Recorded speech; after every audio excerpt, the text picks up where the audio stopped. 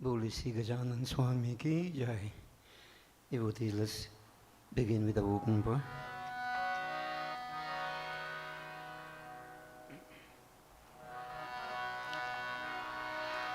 Hari Om, Hari Om, Hari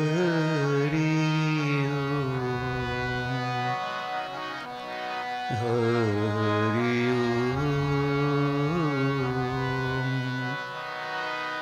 Bhagavan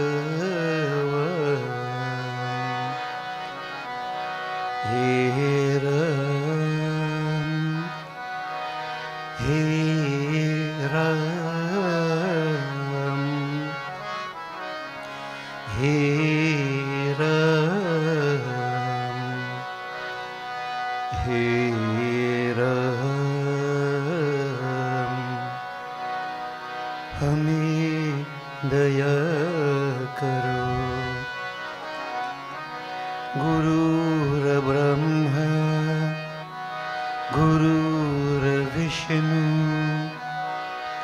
गुरुर्देवो महेश्वर गुरुर् साक्षात् परं ब्रह्म तस्मै श्री गुरुवे नमः। ओम सिद्धि बुद्धि प्रदे देवी भुक्ति मुक्ति प्रदायिनी मंत्र मूर्ते सदा देवी महालक्ष्मी नमोस्तुते। श्री गुरु चरण सरोज जय निज मन मुकुर सुधार वरनो रघुबर बिमल यश जोदायक फल चार बुद्धिहीन तनु जानिके सुमिरो पवन कुमार बल बुद्धि विद्या देहु मोहि हरहु कलेश विकार सियापति रामचंद्र जी की जय शरणम नाथ मम संकट हरो हरि। बोले श्री आदिशक्ति जगदम्बा माता की जय। बैठ जाइए।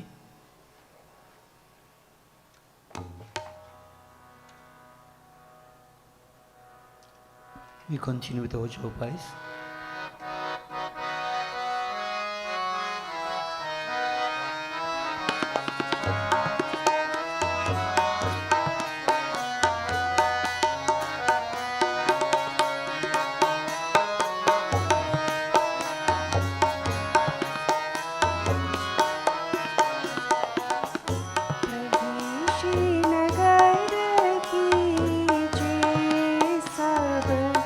Ah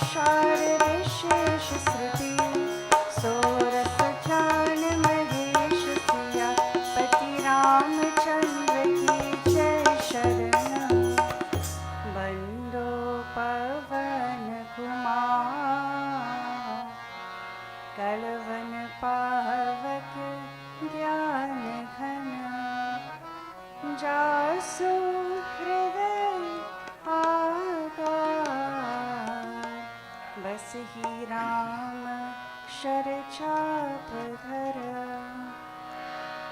ओम नमो भगवते वासुदेवाय।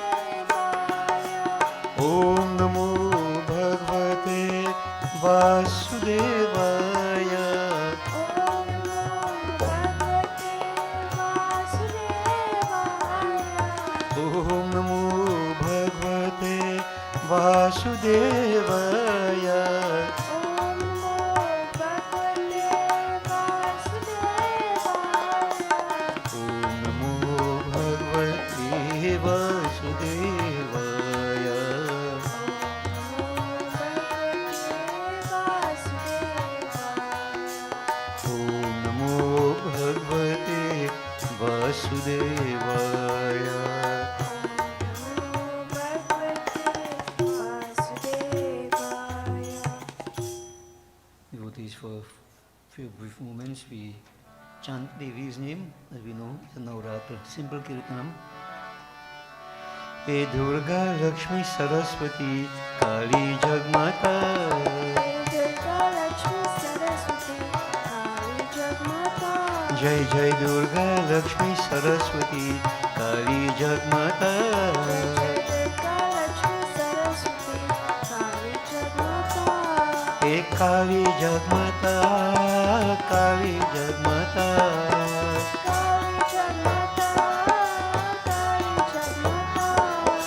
काली जगमाता, काली जगमाता,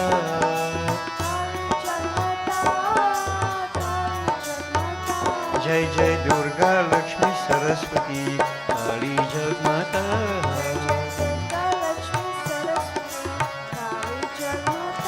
जय श्री दुर्गा लक्ष्मी सरस्वती काली जगमाता,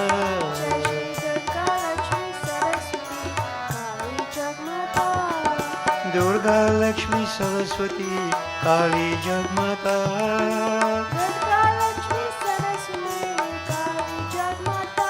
जय जय दुर्गा लक्ष्मी सरस्वती, दुर्गा लक्ष्मी सरस्वती, हे दुर्गा लक्ष्मी सरस्वती काली जगमाता,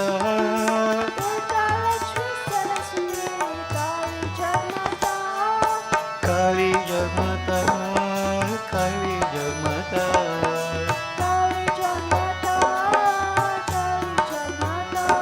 हे काली जगमाता, काली जगमाता,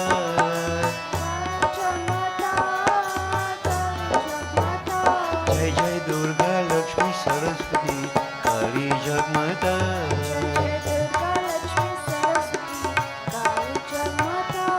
हे काली जगमाता, काली जगमाता,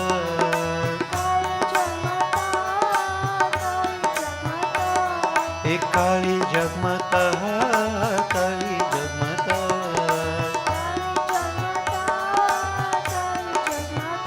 जय जय दुर्गा लक्ष्मी सरस्वती काली जगमाता,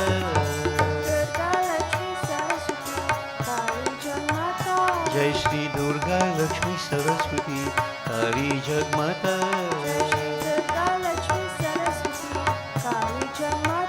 जय श्री दुर्गा लक्ष्मी सरस्वती काली जगमाता,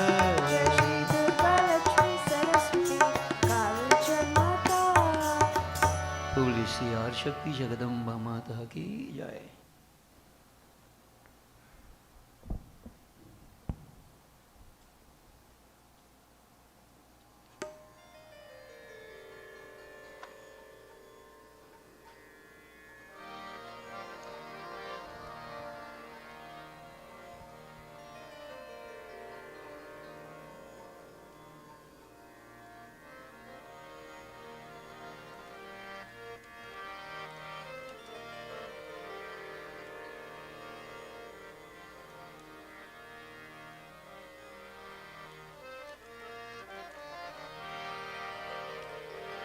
मंगल चरना गजानना,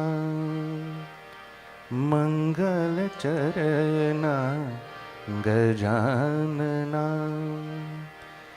गजवदना शुभानना, मंगल चरना गजानना, मंगल चरना गजानना, मंगल चरना गजानना,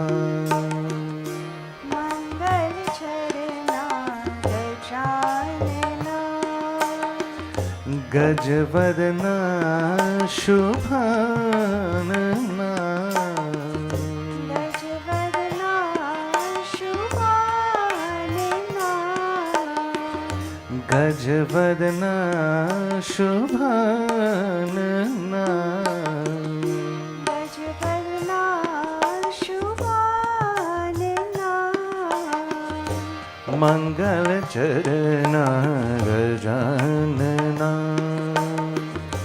मंगल चरना गजानना,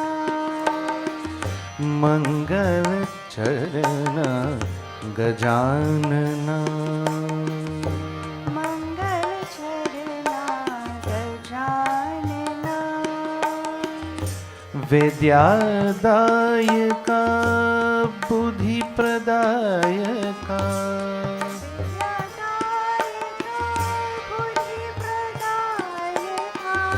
विद्यादायका बुद्धिप्रदायका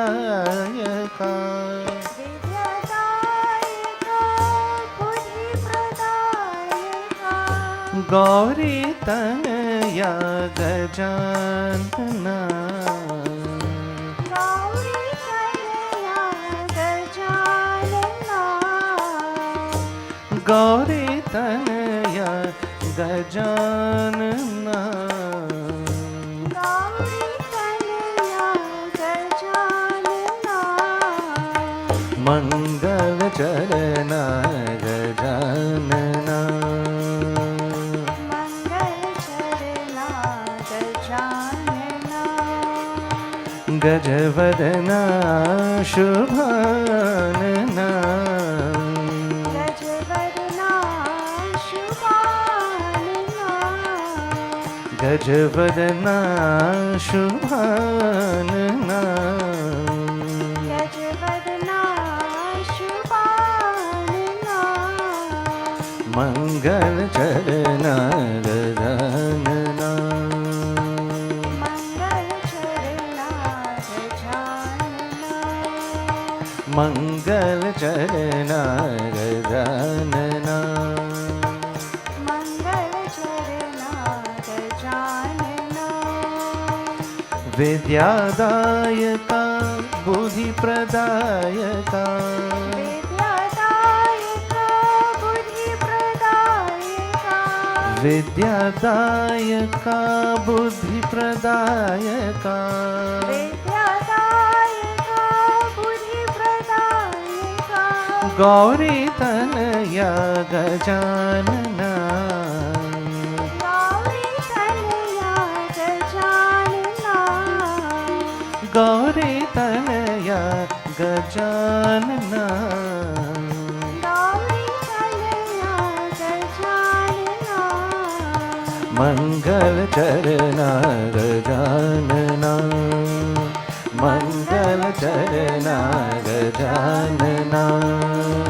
गजवदना शुभानना गजवदना शुभानना मंगल चरणा गजानना मंगल चरणा गजानना मंगल चरणा मंगल चरणा मंगल चरणा Gajanana.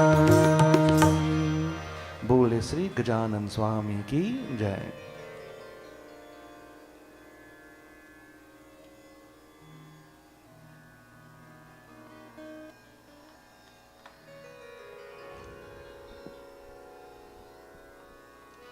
We concentrate on Devi Ma. माँ तेरी ममता कितनी प्यारी, कितना प्यार जगाती है, कितना प्यार जगाती है। माँ तेरी ममता कितनी प्यारी, कितना प्यार जगाती है, कितना प्यार जगाती है। श्वास श्वास की रक्षा करती, श्वास श्वास की रक्षा करती, पग पग प्राण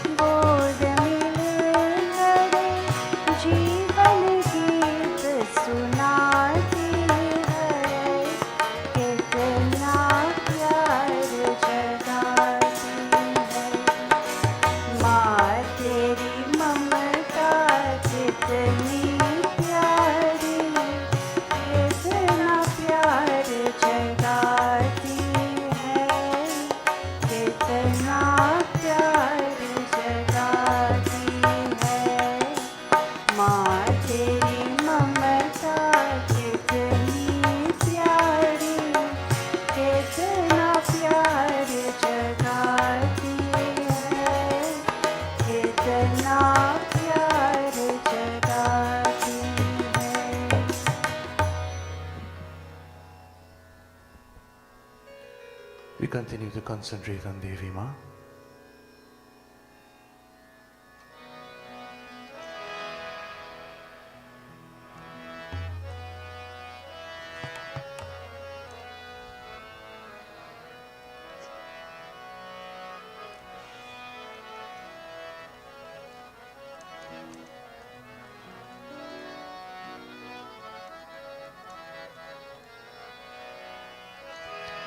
काली कपालिनी माता भवानी आनंद दायिनी माता नारायणी काली कपालिनी माता भवानी काली कपालिनी माता भवानी आनंददायिनी माता नारायणी आनंददायिनी माता नारायणी काली कपालिनी माता भवानी काली कपालिनी माता भवानी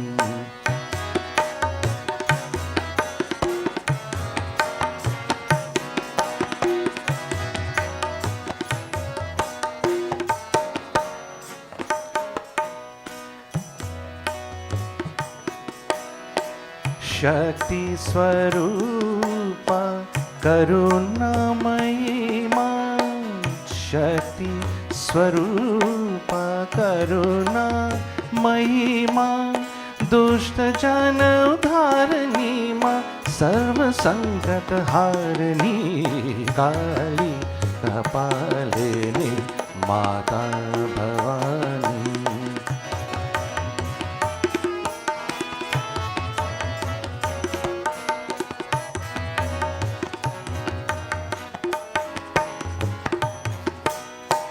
भुवनेश्वरी मां, भुवनेश्वरी मां, अभयंकरी मां, भुवनेश्वरी मां, अभयंकरी मां, भक्ति मुक्ति प्रदायिनी है अंबिके वरदायिनी, काली कपालिनी माता भवानी।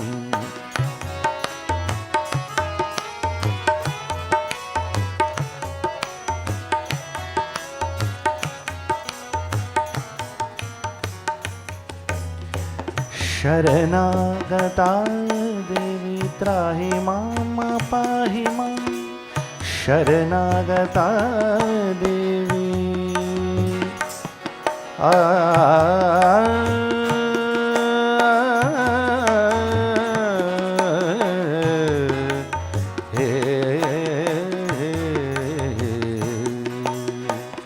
शरणागता देवी शरणागता देवी त्राहि मां पाहि मां, दुर्गनाशिनी कालिका मां, रक्ष मां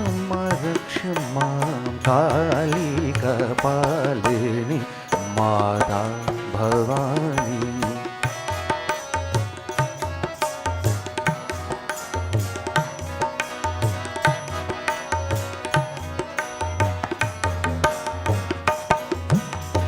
त्रैलोक्यपालिनी दुःख विनाशिनी, त्रैलोक्यपालिनी दुःख विनाशिनी, सर्वदेवस्तुता देवी आदिशक्ति सनातनी, काली कपालिनी माता भवानी। आनंददायिनी माता नारायणी, आनंददायिनी माता नारायणी, काली कपालिनी माता भवानी, काली कपालिनी माता भवानी, माता भवानी, माता भवानी। बोले श्री काली माता की। And let us glorify Bhagwan Shankar.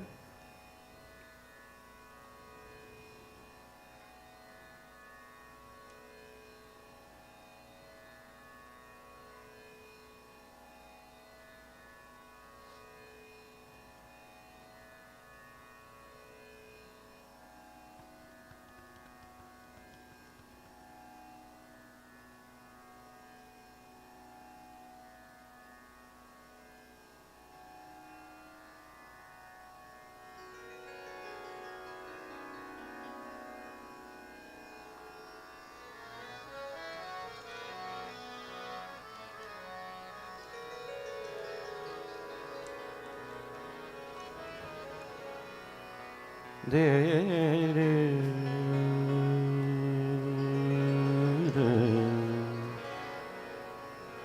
de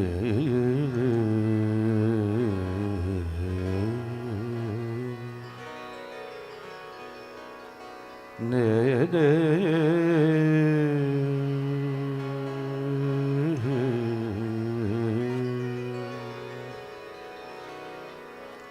गल भुजंग भस्मयंग शंकर अनुरागे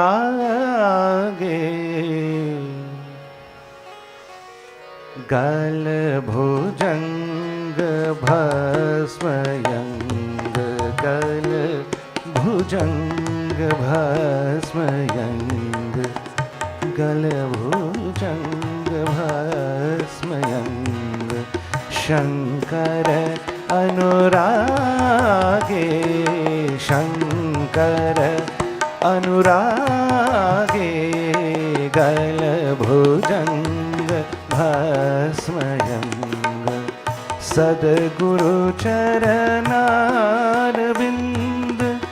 सद्गुरु चरणारविंद शिव समाधि लागे गलभुजंग भस्मयंग गलभुजंग भस्मयंग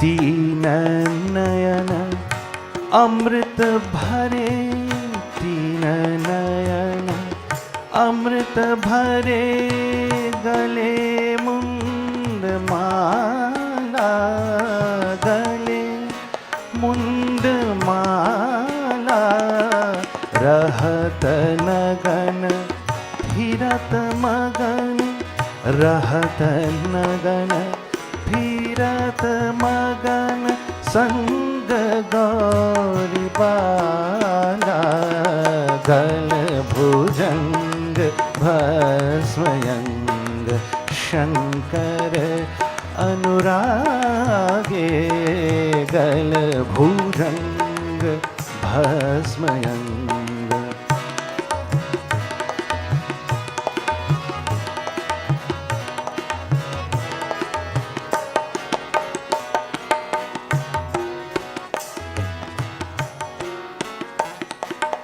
अपने पति को निरख निरख अपने पति को निरख निरख पार्वती जागे पार्वती जागे औरन आशीष देत औरन आशीष देत आप फिरत त्यागे गलभुजंग भस्मयंग गलभुजंग भस्मयंग शंकर अनुरागे शंकर अनुरागे गलभुजंग भस्मयंग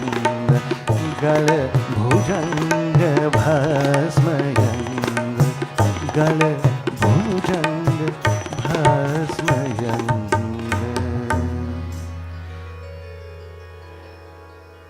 बोले श्री उमापति महादेव की जय।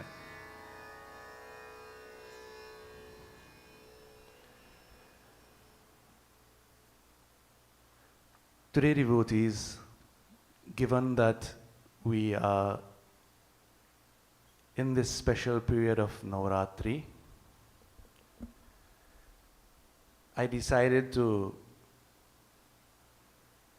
present a short message not taken from the Ramcharitamanas as we've been studying, but for this morning we focus a little bit on the Devi Gita. In particular, I would like to focus on one or two shlokas, verses, that really brings home the point on what devotion really is.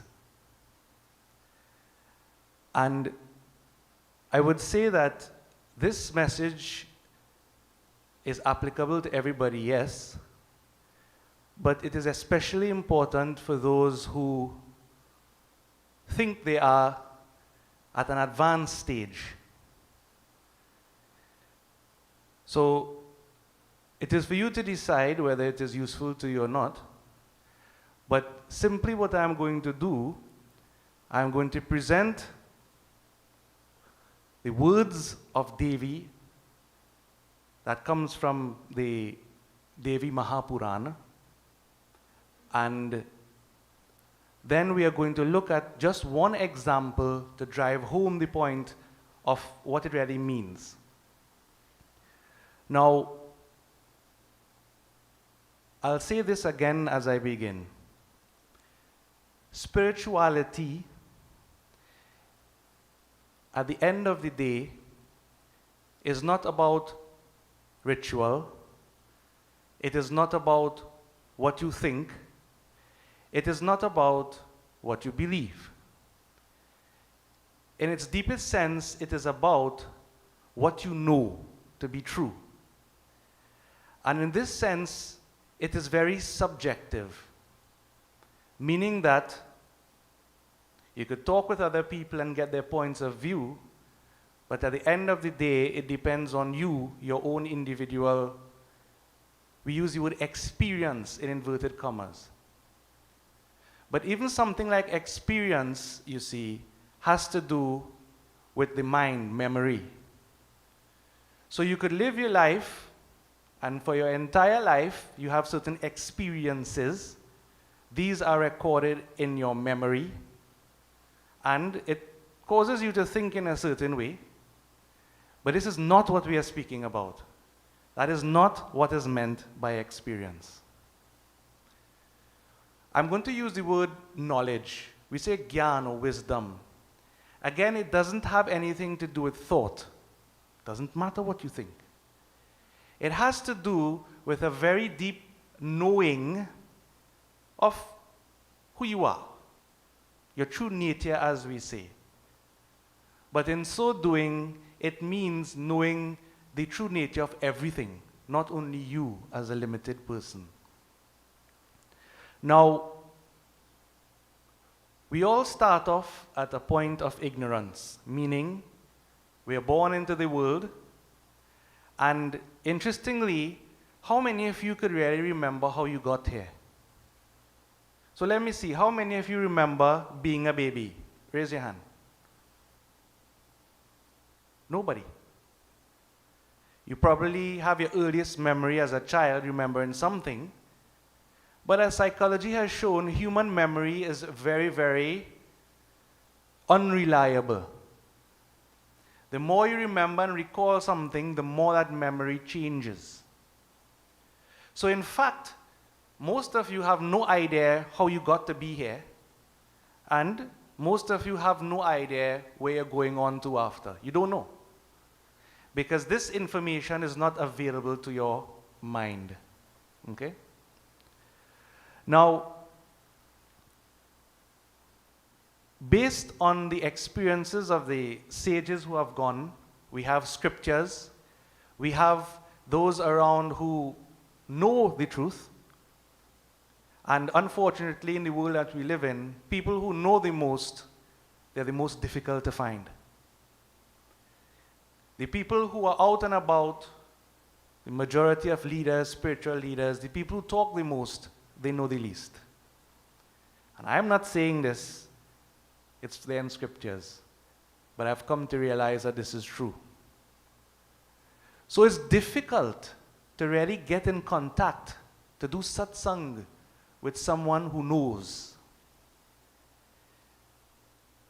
I like to ask people, I don't want to know what you think. Tell me what your experience is. And based on what you say your experience is, and what you think about that experience, then we could compare and see, well, where on the ladder you are. Okay? Now, we are given various methods in order to achieve this ultimate objective that we have, whether we know we have the objective or not. You would never be completely happy nor peaceful unless you understand who you truly are. And we have the concept of God to serve you till you truly understand who you are, because you're one and the same. But most people don't know this. So then what? You have methods, you have pathways that you can use to get to that point. Okay?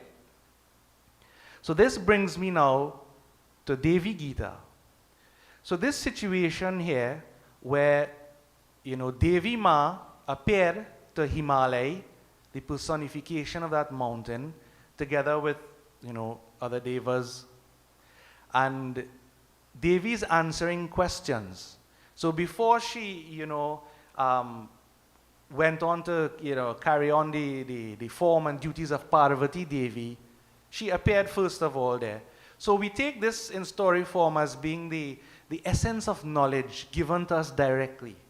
What we have to do is to try to take this now and apply it to our present situation, our present moment here and now. Okay? So Devi is going to speak about methods.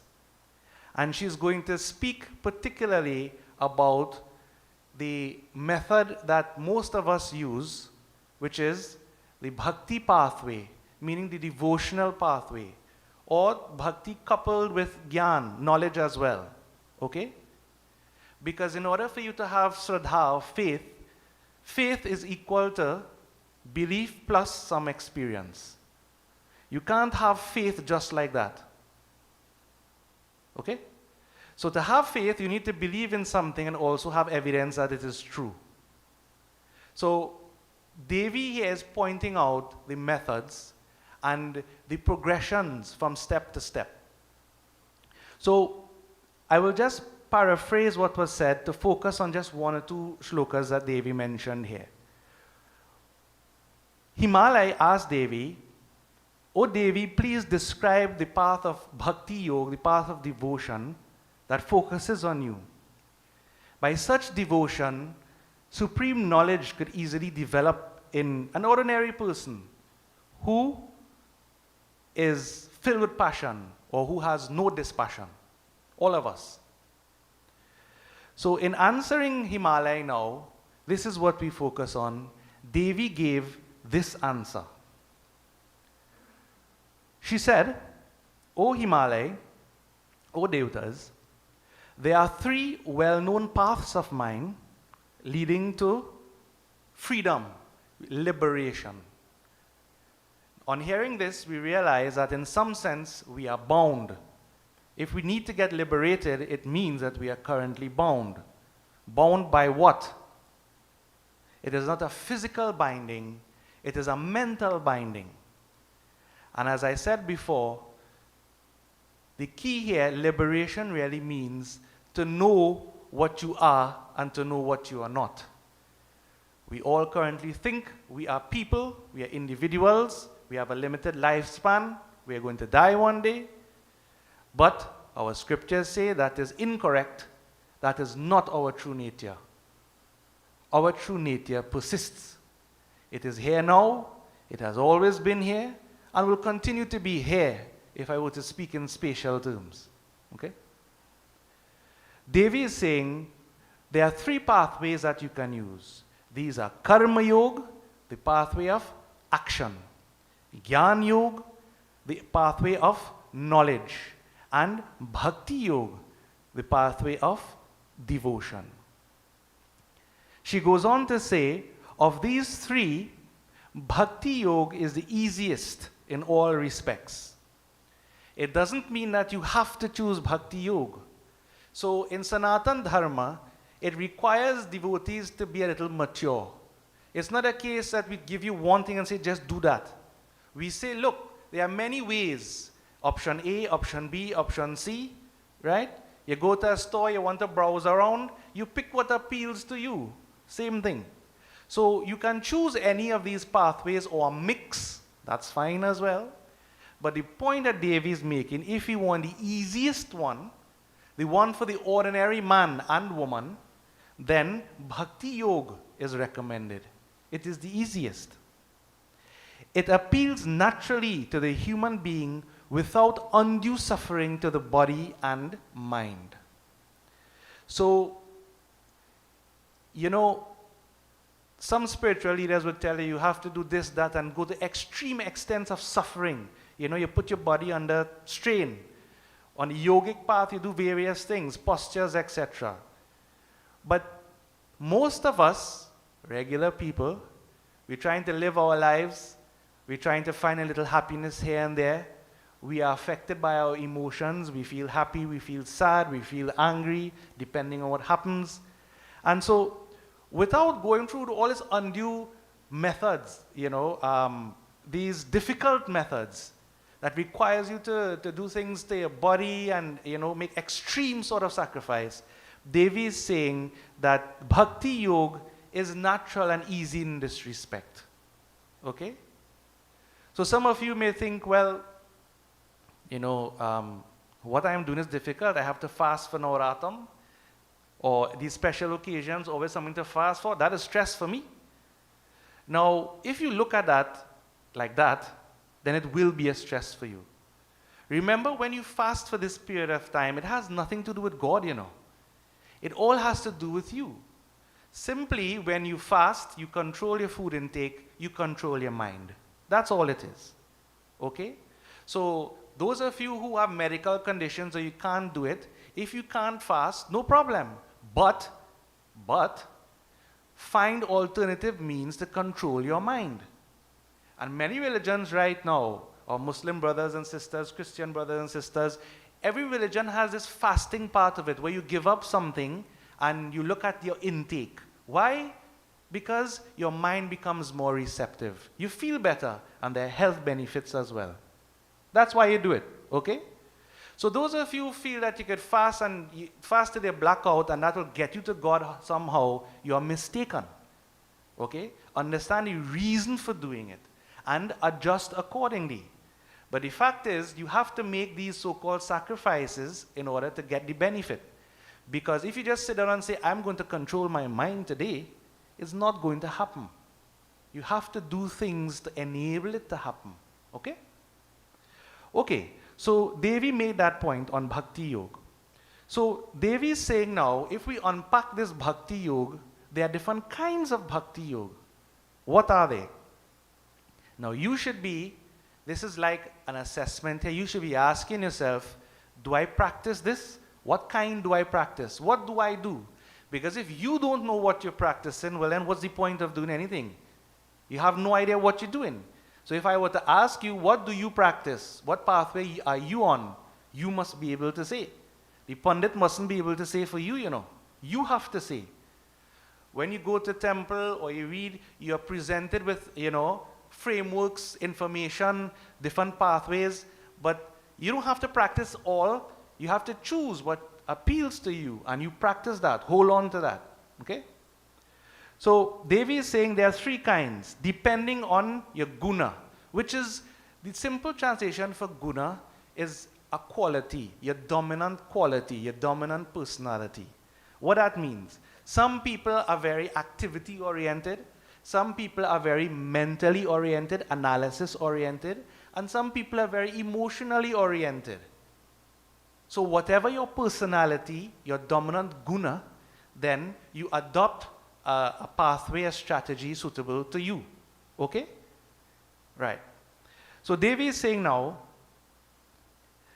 a person who intends to harm others while engaging in deceit, who is envious, who is easily angered, and who prays to basically look after their own personal well-being and to harm other people, that's known as Tamasi Bhakti, the lowest kind. So if you find yourself praying every time the neighbor acting up for something bad to happen to him or her, then that is the lowest kind, Tamasi Bhakti.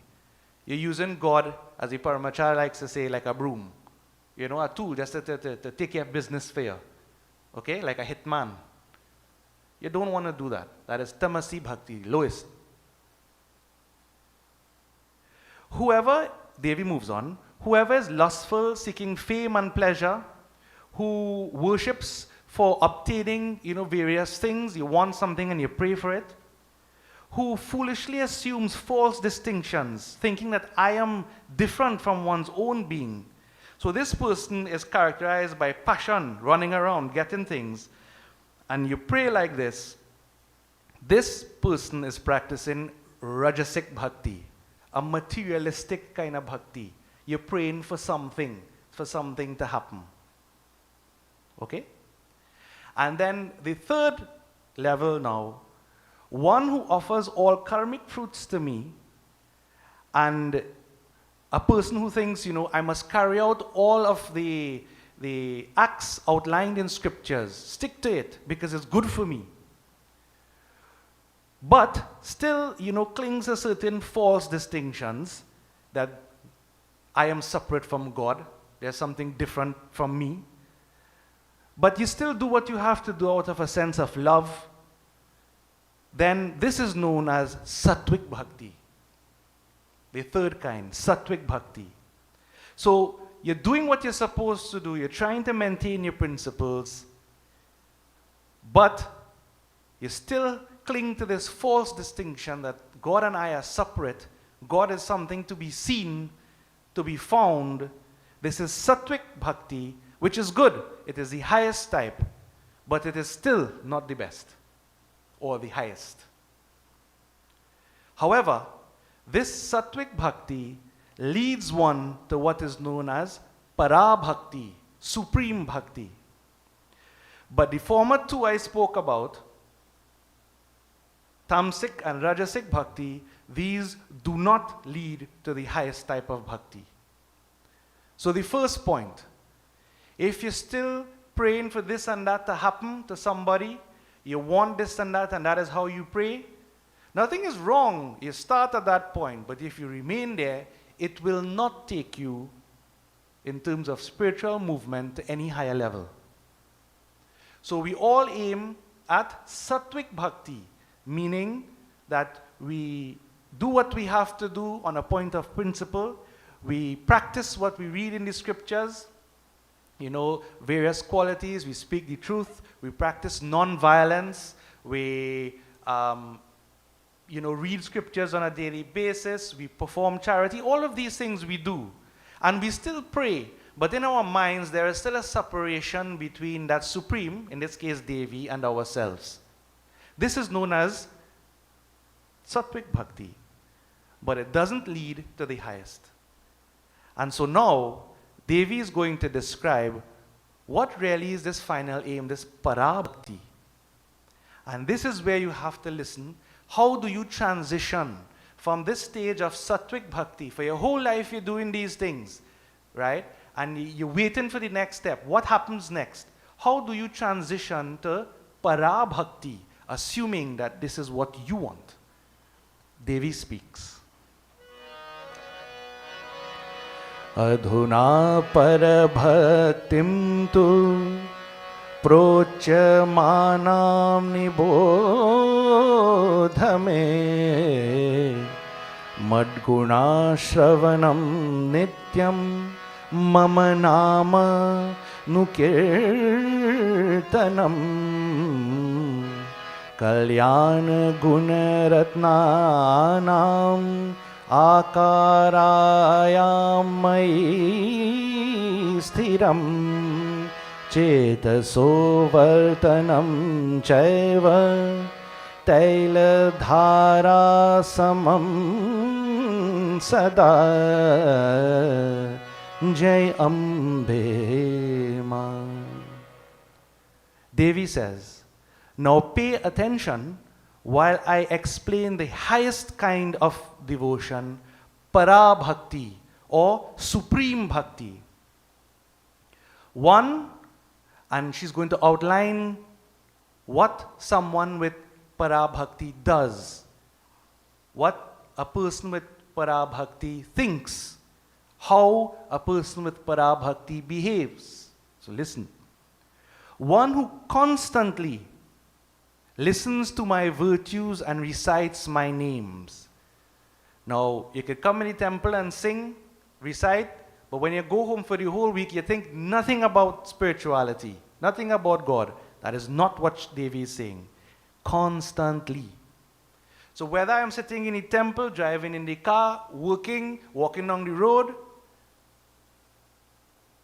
reflecting on the virtues of that Supreme, recitation of the name, this is what a person with Para Bhakti practices. That one who is firmly intent on me, a treasury of auspicious qualities. So this is where Satwik Bhakti is like the preparation for Para Bhakti. Because you cannot move on to para bhakti unless you have all of these good qualities and you've, discarded the negative tendencies.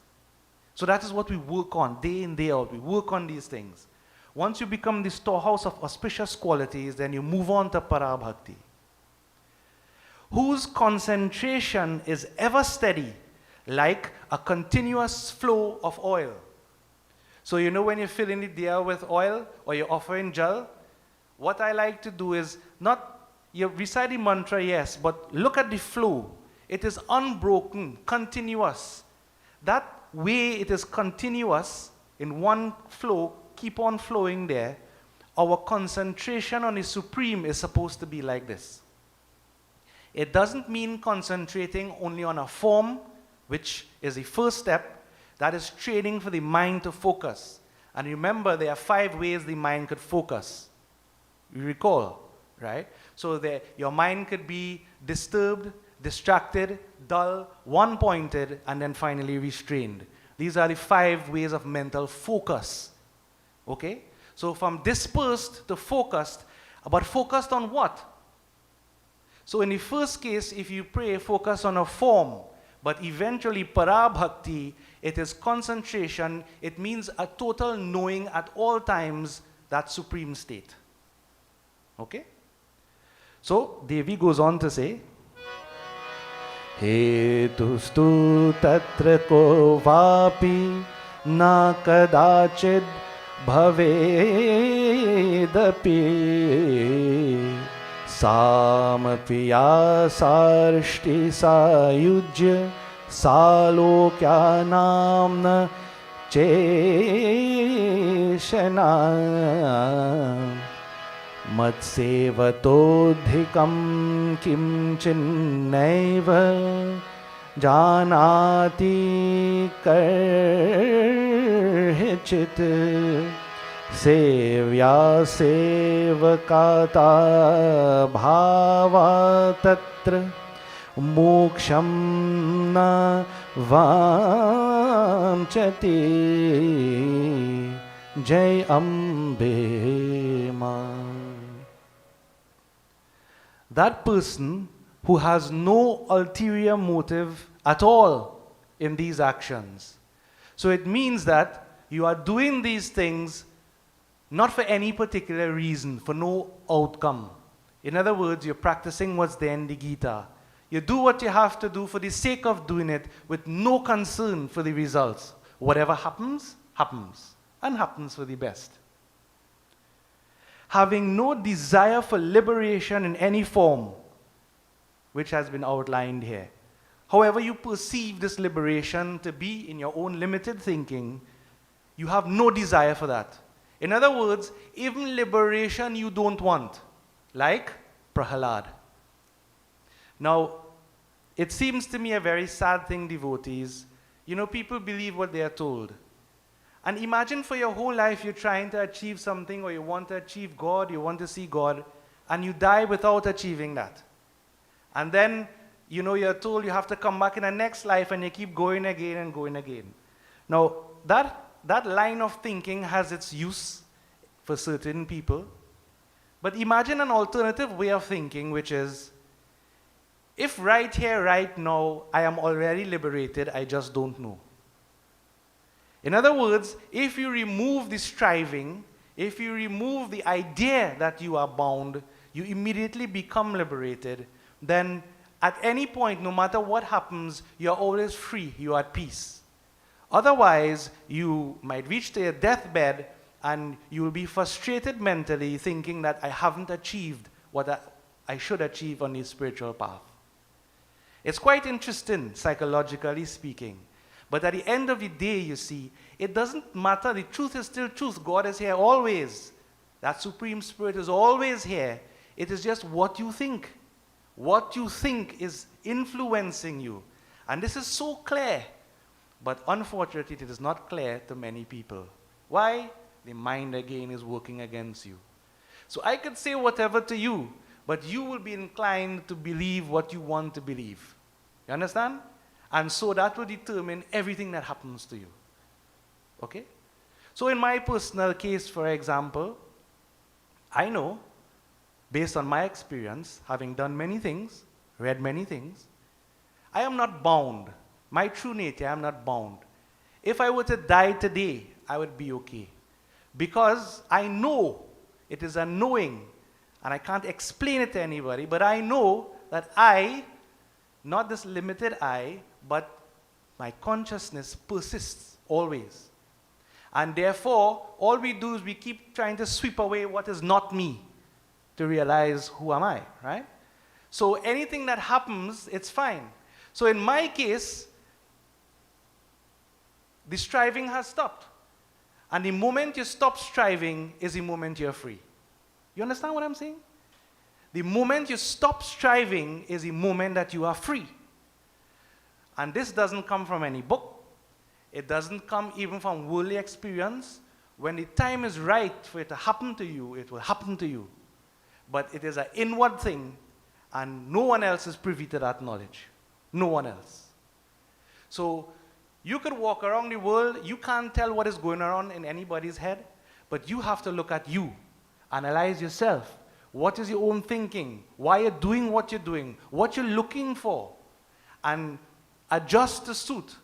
Because you need to realize that it's really your own mind here that is causing all the problems.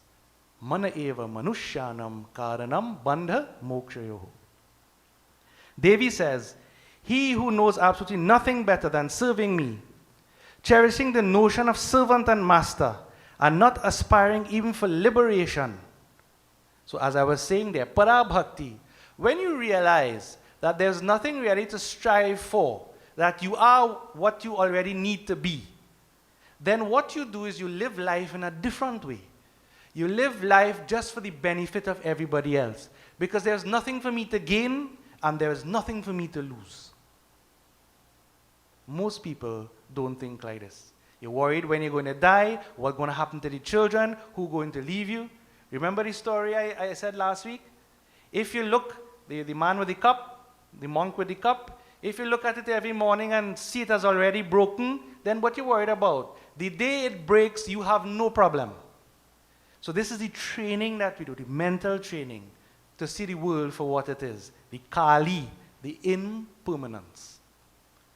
And finally, last shlok, Devi says, Paranaruktya mameva chintayedyo hyatandritaha swabhedanaiva mam nityam janati na vivedataha madrupadvena jivanam chintanam kurute tu yatha swasyatmane pritistateva cha paratmane Jai Ambe Ma. Finally, Devi says here, who enthusiastically thinks of me alone with supreme affection, knowing me truly as never separate from oneself, not acknowledging any difference, who thinks of beings as embodiments of myself, and loving other selves as one's own self, this person has para bhakti. So if, devotees, you currently think that there is you and there is God, that is duality, a separation. And it is the starting point. Remember, what I am saying is what happens next. What happens next is there is a movement. You start to think, well, there is God and there is me. Okay, God is there, but who am I then?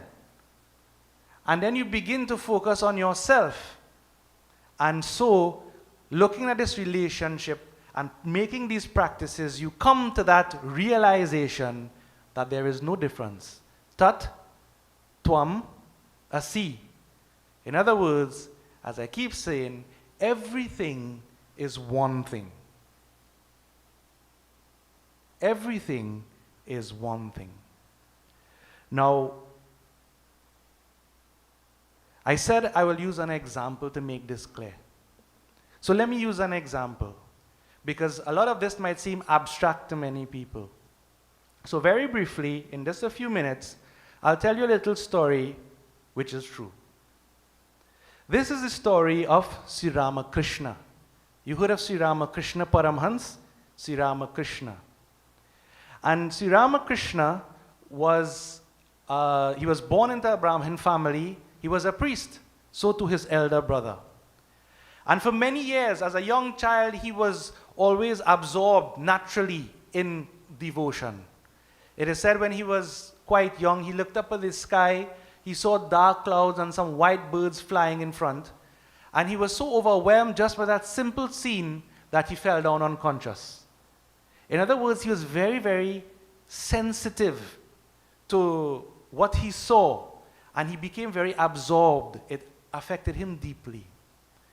Now, I wouldn't go through his entire story. We'll just look at the part here where he eventually became the priest for a temple at Dakshineshwar, and specifically a Kali Mata temple. Now, it's not the kind of Kali Puja temple we know in Trinidad. A nice murti, just like we have there, and the priest would be responsible for taking care of that. They would have, gold ornaments, jewels. They treat it like a living entity. And he was responsible. And for many years, he, practiced there. He would go out into the forest and meditate and sing. All the things that we do, he did. And he would become absorbed, lost in his devotion. But he considered that supreme as Kalima, that Devi, up to this point. Now, after some time, he was developing spiritually, but remember, he was at this point where Ramakrishna existed. He thought of Kali Devi as God. He used to worship in the temple, and Kali Devi used to speak to him in his mind. Now, what goes on in the mind, who knows? Whether it's his own creation or something else, I don't know. But she used to speak to him, talk to him like a real living person. Okay? And this was the relationship that he set up. The idea of a personal God, which most people practice. And it is the starting point. Okay. Now, one day, a great saint by the name of Totapuri arrived there. This was around 1864. And he was the head of, the Advait Vedant movement of sannyasis. Quite an experienced and spiritual leader, okay? But he didn't live anywhere. He moved around, and he never stayed in any place for more than 3 days. So he was just moving everywhere. Now, he believed that prayers, ceremonies, rites, rituals had nothing to do with true religion. And so he was indifferent to all of this. So if Totapuri were to walk in here and see us singing and making offerings, Totapuri would say, what are they doing? Okay? Okay. So, for 40 years, it said, this Totapuri had practiced this discipline. And he finally realized, he came to the realization, to the point. And devotees, if you're still asking what that point is, how would I know if I reach that point? If you're asking that question, then you didn't reach that point. You understand what I'm saying? If you don't ask that question anymore, then you reach that point. Strange, isn't it? But once you ask the question, how do I know if I reach that point? Am I trying to reach it? Then you didn't reach the point. Okay? So, this Totapuri now came there, and he recognized in Sri Ramakrishna that he was a special person. He was ripe, in other words, for spiritual instruction.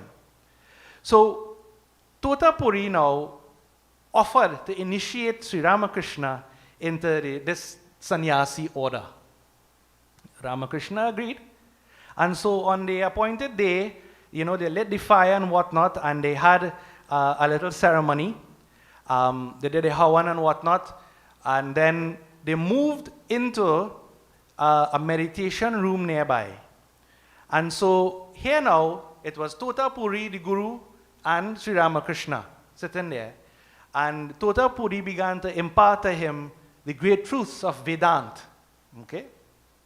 So Totapuri was saying, Brahman is the only reality. ever pure, illumined, free, consciousness everywhere.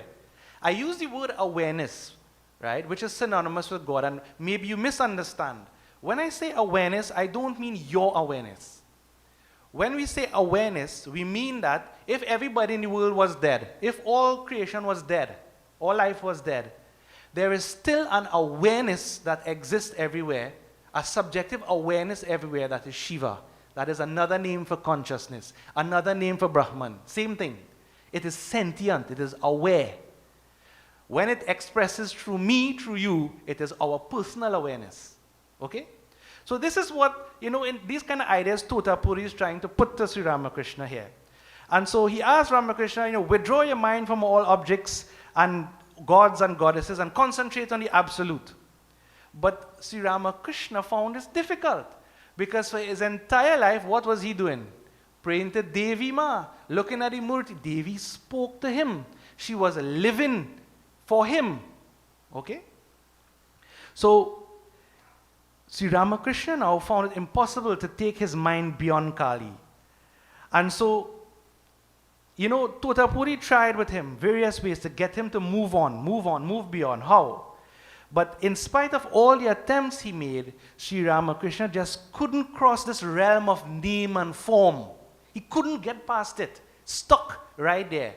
Anytime he tried to meditate, to go beyond, meditate on himself, expand his consciousness, Kalima was popping up all the time.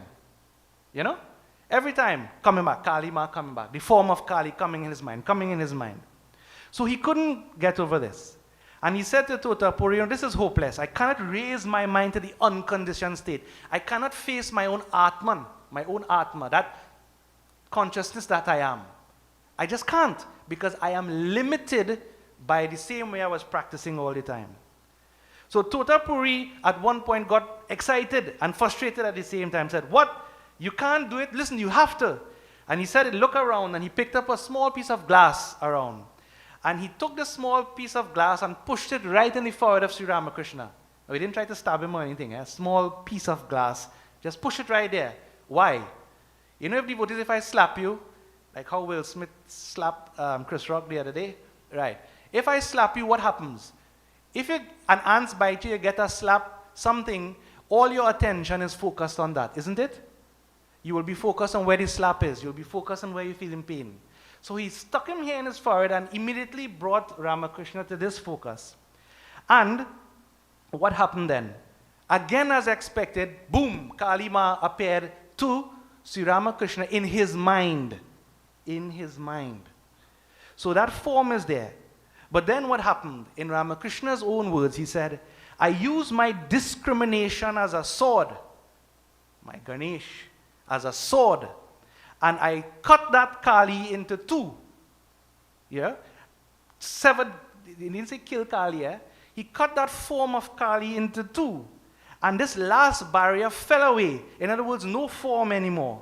And at once my spirit soared forth beyond this plane of name and form, and I immediately lost myself in Samadhi. And Sri Ramakrishna remained in that absorbed state for 3 days. So we come into what is the experience. So you're seeing a form in your mind, you're praying, it's talking to you, whatever. But then at some point, with that discernment, that Ganesh, you split that form and you soar beyond. Okay? So it's a movement now from Satwik Bhakti to Para Bhakti, as we say. So Totapuri couldn't believe it. Took him 40 years to do this. And in one short moment, Sri Ramakrishna achieved this. And Totapuri, who never stayed anywhere for more than 3 days, he stayed there for 11 months. So, Sri Ramakrishna now had this supreme experience, what we call liberation, breaking all boundaries of name, form, everything. He knew who he was. But there is still another part of this story where Totapuri had something to learn too. So, essentially, devotees, Sri Ramakrishna now experienced this state, but he couldn't remain like that. Because if you remain in Samadhi, see Lord Shiva sitting there? We always praying to Lord Shiva, we praying to Lord Shiva. At some point, you're going to decide, you know what? I don't want to pray to Lord Shiva anymore. I want to be Lord Shiva. With his eyes closed, you know. I have that on my lock screen on my phone. Just that image of Shiva with his eyes closed, always telling me, stop looking for something, look inward. And so, you know, in this state, you can't act. And so what they had to do, they had to basically beat up Sri Ramakrishna a little bit to bring him back to consciousness. Otherwise, he wouldn't, it's like somebody in a coma. Okay? Remember, you're not limited to the body. Anyway, so after all of that happened, Sri Ramakrishna moved to Parabhakti. But Totapuri had a lesson to learn too. So it is said that once afterward, a little time afterward, Ramakrishna and Totapuri were talking, and one of the servants came now. Now, Totapuri lighted up a little fire to do hawan, but one of these servants, he liked to smoke. So he went in the fire. Imagine somebody come here and pick up a piece of wood to light a cigarette. What you would do? Totapuri get vexed, very angry, and he wanted to beat up this fella. You know, what you doing with this thing here? And so Ramakrishna seeing this started to laugh at him. He said, what it is you doing there? You're talking about this Advait, this and that and the other, and look, this little thing causing you to get angry. Meaning that from his point of view, Totapuri himself, after all of his practices and whatever, still wasn't quite there yet. He still didn't have that Parabhakti. So what happened is that Totapuri afterward became sick as well. And it is said he was so depressed that he decided to just walk into the river nearby to kill himself. Don't do that, Earlier. That is not recommended. It's a story. So he tried to walk into the river, but lo and behold, he walked, thinking walking into the river, he walked across the entire river and ended up on the bank on the other side. And so, in other words, he couldn't even do what he wanted to do. And then, at that point, what happened to him? He realized that he suddenly got a vision. Now, this wasn't a vision of the physical Divine Mother, but a sort of understanding dawned on him that this Divine Mother, Kali Mata, was everywhere. Not in the absorbed sense that he was accustomed to, but in every single thing around him. The murti, the temple, everything, everybody. And so having that experience, he came to the understanding that, look, with all my Advait, Veda, and this and that, and the world is not real, blah, blah, blah, we heard that, is that if everything is one thing, God exists everywhere, all how? In the physical as well as the consciousness everywhere. Everything, everywhere. And so, before he used to think that only Murti, the temple, the whatever, low level, he went to the same temple and he bowed down before the Kali Mata Murti. Not bowing to a Murti, but bowing to what it represents, meaning that that Supreme is in the Murti, is in him, is everywhere, the sum total of everything. And so he accepted at that point that, let me put it in simple terms, everything is necessary. Everything is necessary. If you want to see God in a murti, if you want to see God in a tree, you want to see God in a dog, whatever you want. Because everything is one thing. You see?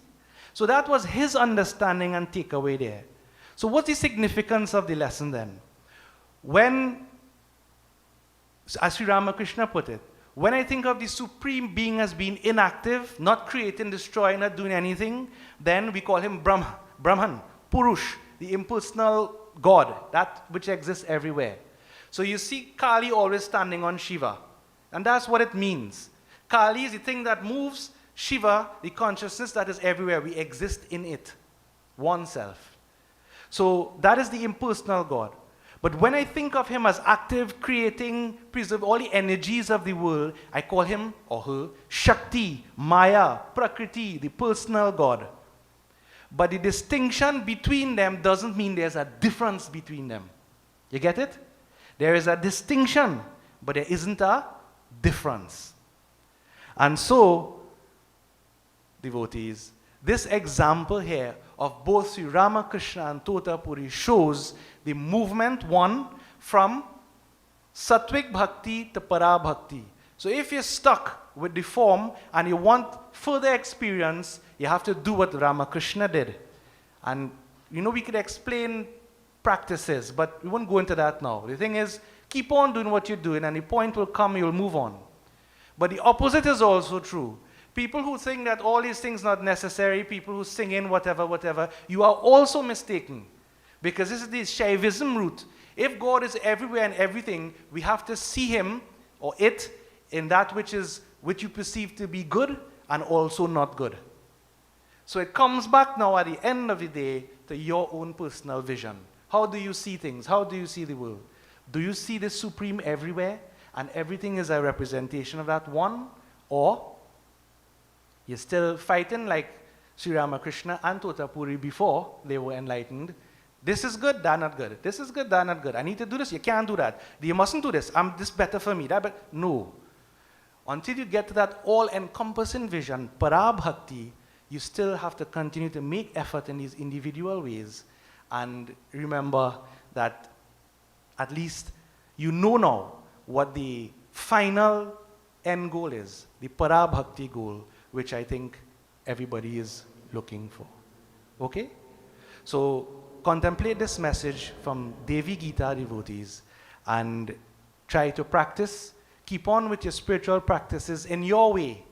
Listen to your guru, listen to your scriptures, and of course, the most important thing, your own internal guru, your own mind to move yourself forward.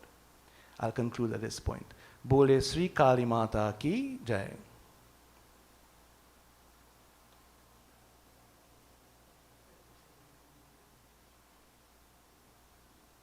Devotees,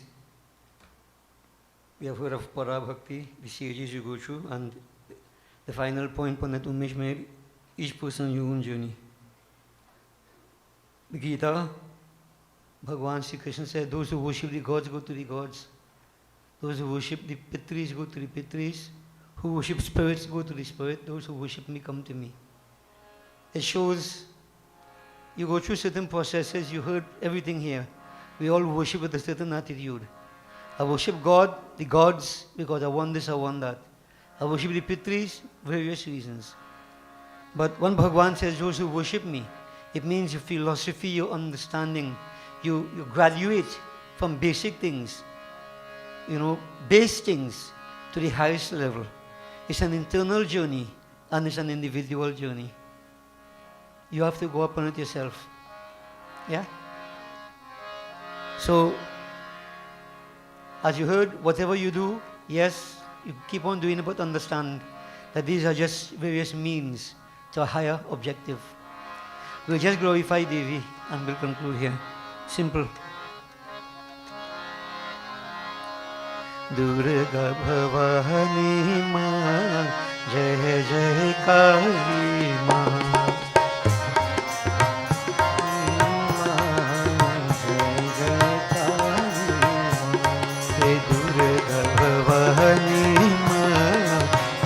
Jai Kali Ma, Durga Bhavani Ma, Jai Jai Kali Ma, Kali Kapalini Ma, Jai Jai Kali Ma, Kali Kapalini Ma, Jai Jai Kali Ma, Kali Kapalini Ma, Jai Jai Kali Ma, Kali Kapalini Ma, Jai Jai Kali Ma, Durga Bhavani Ma, Jai Jai Kali Ma, Durga Bhavani Ma, Jai Jai Kali Ma, Param Shivani Ma, Jai Jai Shani Ma, Param Shivani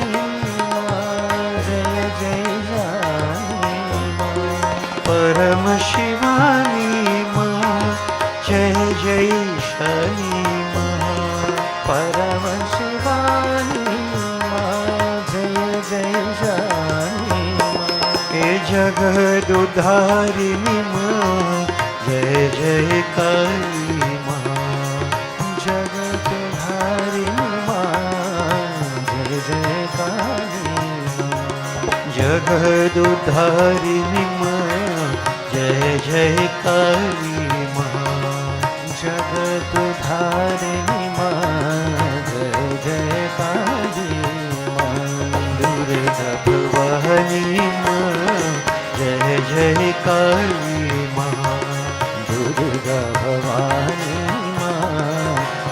जय काली माँ। परम शर्वाणी माँ, जय जय अंबिका माँ। परम शर्वाणी माँ, जय जय अम्बिका माँ। परम शर्वाणी माँ, जय जय चंडिका माँ।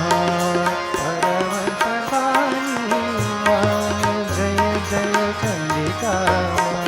ओ जय जय अंबिका माँ। ओ जय जय अम्बिका माँ। ओ जय जय चंडिका माँ। ओ जय जय चंडिका माँ। परम शर्वाणी माँ, जय जय अंबिका माँ। परम शर्वाणी माँ, जय जय अम्बिका माँ। हे जगत उद्धारिणी माँ, जय जय काली माँ। उद्धारिणी माँ, जय जय काली माँ। जगत उद्धारिणी माँ, जय जय काली माँ। जगत उद्धारिणी माँ, जय जय काली माँ। दुर्गा भवानी माँ, जय जय काली माँ। दुर्गा भवानी माँ, जय जय काली माँ। दुर्गा भवानी माँ, जय जय काली माँ। दुर्गा भवानी माँ, जय जय काली माँ। बोले श्री महाकाली माता की जय।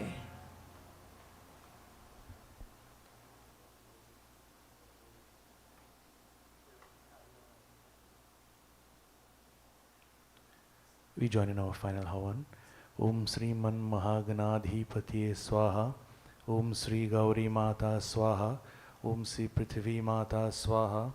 Om Sri Panchlokpal Devaye Swaha. Om Hrim Srim Chandikaye Namah Swaha. Om Aim Hrim Klim Chamundaye Viche Swaha. Om Hrim Srim Lakshmi Bhyo Namah Swaha. Om Srim Hrim Saraswatye Swaha. Om Krim Kalyai Namah Swaha. Om Sri Tara Devi Swaha. Om Sri Tripura Sundari Devi Swaha. Om Sri Bhuvaneshwari Devi Swaha. Om Sri Tripura Bhairavi Devi Swaha. Om Sri Chinamasta Devi Swaha. Om Sri Dhumavati Devi Swaha. Om Sri Bagalamukhi Devi Swaha. Om Sri Matangi Devi Swaha. Om Sri Kamala Devi Swaha. Om Sri Swaha Mata Bhyo Namo Namah Swaha. Om Sri Nau Durga Mata Bhyo Namo Namah Swaha. Om Hrim Shashti Devya Bhyo Namo Namah Swaha. Om Namah Shivaya Swaha. Om Namo Bhagavate Narayanaya Swaha. Om Namo Bhagavate Vasudevaya Swaha. Om Sri Sita Ramachandraya Bhyo Namo Namah Swaha. Om Sri Radha Krishnaya Bhyo Namo Namah Swaha. Om Sri Hum Hanumate Namah Swaha. Om Sri Aditya Devaya Swaha.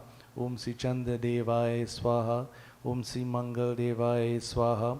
Om Sri Buddha Devaya Swaha. Om Sri Brihaspati Devaya Swaha.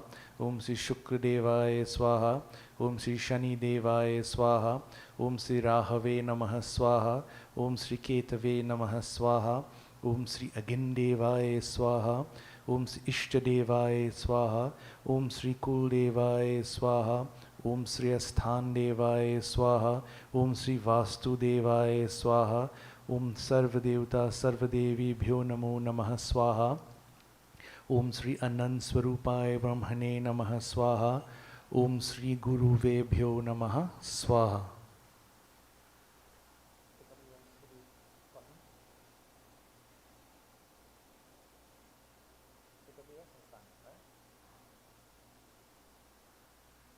Please all stand, devotees. We make our final offering. Om Namah Shambhavaya Cha Mayo Bhavaya Cha. Om Namah Shankaraya Cha Mayaskaraya Cha. Om Namah Shivaya Cha Shivtaraya Cha. Om Namah Shivaya. Om Purnamidah Purnamidam Purnat Purnam Udachyate Purnasya Purnamadaya Purnameva Vashishyate. Om Sarvam Vai Purnagvam Swaha.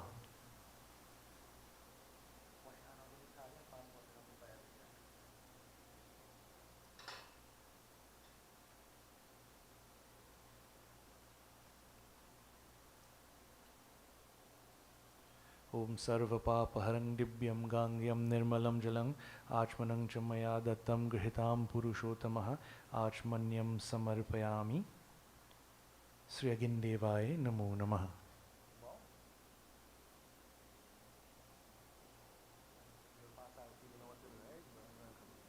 We join in our final arati.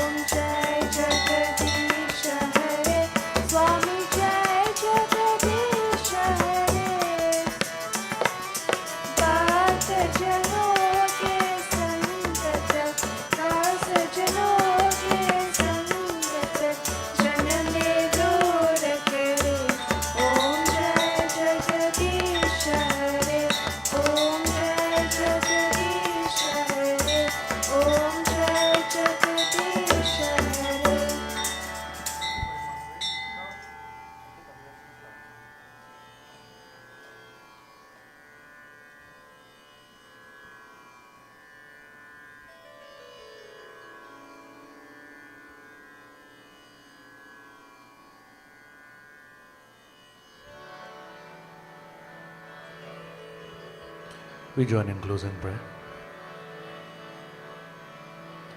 Shiva Hare Shiva Ram Sakhe Prabhu Trividha Tapa Nivaran He Vibhu Aj Janeshwar Yadav Pahi Mam Shiva Hare Vijayam Kuru Me Varam Shiva Hare Vijayam Kuru Me Varam Pradidinam Hushalam Jai Mangalam Pratidinam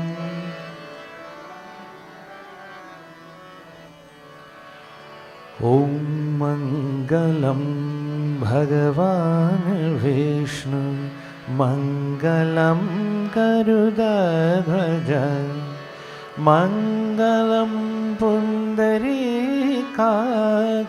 Mangalaya Tanori Mangalam Bhagavan Vishnu Mangalam Garudadhvaja Mangalam Garudadhvaja Mangalam Garudadhvaja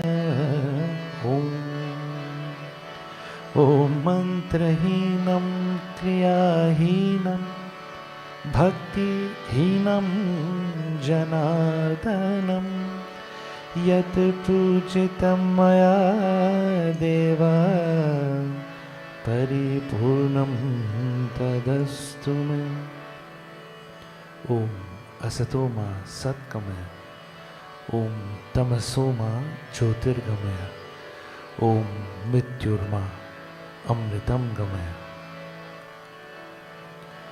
Om Tvameva Mata Japita Tvameva Tvameva Bandhuscha Sakha Tvameva Tvameva Vidya Dravinam Tvameva Tvameva Sarvam Mama Deva Deva Om Shanti Shanti Shanti Hari Om हर हर महादेव हर हर महादेव हर हर महादेव बोले श्री गजानन स्वामी की जय आदिशक्ति दुर्गा माता की जय बोले श्री उमापति महादेव की जय बोले श्री सत्य सनातन धर्म की जय बोले श्री स्वाहा माता की जय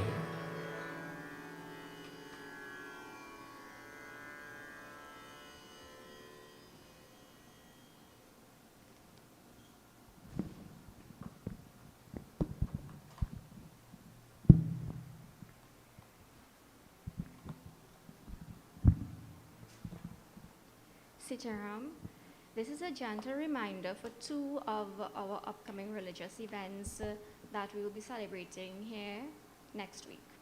Firstly, Ram Navami celebrations will be held on Sunday the 10th of April, closely followed by Hanuman Jayanti on Saturday the 16th of April. That's next week. More details on the specific times and for offerings and devotion are given on the invitations sent on the social media platforms on the WhatsApp group and Facebook.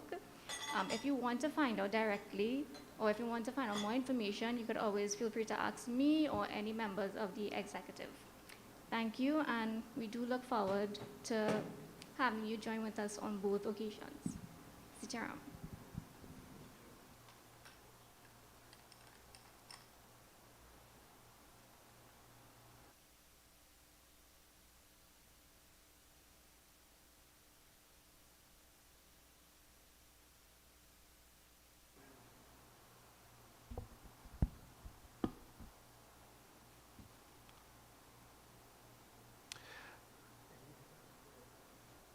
Okay, devotees, so for next week Sunday, puja will begin at 8 o'clock around. So by 8:30, we will begin our offerings. And once offerings are completed, from about 10 to 12, we would have our devotional period. So for next week Sunday, those of you who are prepared to come with your offerings, we would begin about 9:30, between 9:30 and 10. So you can arrive for that time. And then next week Sunday, we will give information for the following celebration. This morning, let me say blessings to Michael, who sat for puja, no particular reasons. Right? Right, Michael said no. So blessings to you, Michael, and to Videsh. I know he is busy, but you all have been very active in Gyanipa Kirtan Mandali, and you continue to be so. So blessings to you. Just take a prasad.